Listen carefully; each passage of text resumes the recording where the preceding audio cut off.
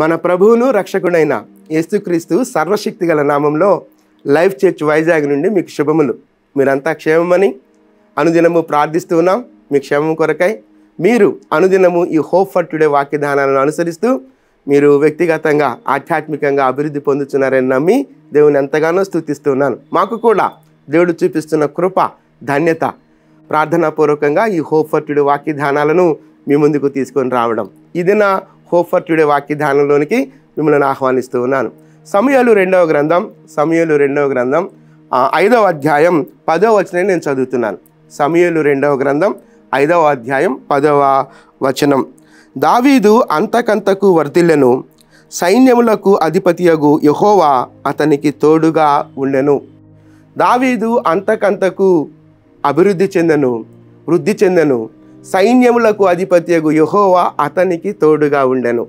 దావీదు జీవితాన్ని మనం గమనిస్తే ఎప్పుడు ప్రాణం పోతుందో తెలియనటువంటి దుర్భరమైన స్థితి.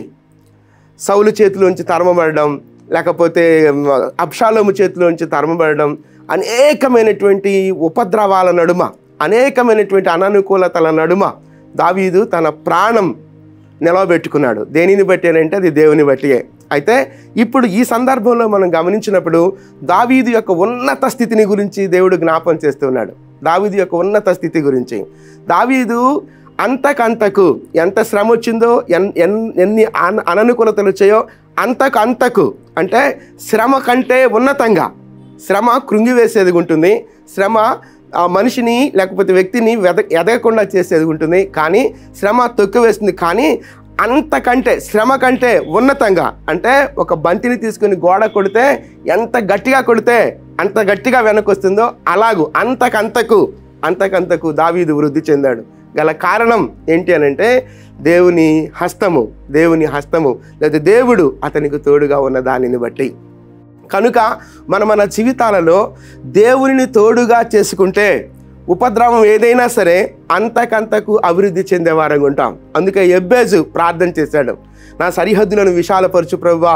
ఆ ప్రార్థన వరుసగా చేస్తూ నీ చేయి నాకు తోడుగా ఉండ దయచేయ ప్రభువా అంటున్నాడు. నీ చేయి అంటే నీ తోడు నాకు ఉండ దయచేయ ప్రభువా అంటున్నాడు. యెబ్బేజు ఘనునిగా కీర్తించబడ్డాడు. కాబట్టి ఒక విషయాన్ని మనం అర్థం చేసుకుందాం.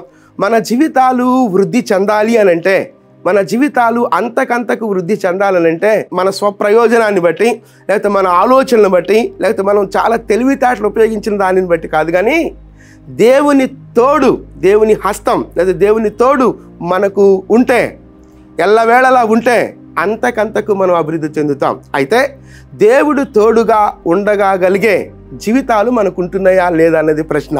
అయితే దేవుడు మనకు తోడుంటే, దేవుడు మనకు తోడుగా ఉండగలిగే స్థితి మనకుంటే, శ్రమ ఏదైనా, ఉపద్రవం ఏదైనా అంతకంతకు వృద్ధి చెందేవారంగా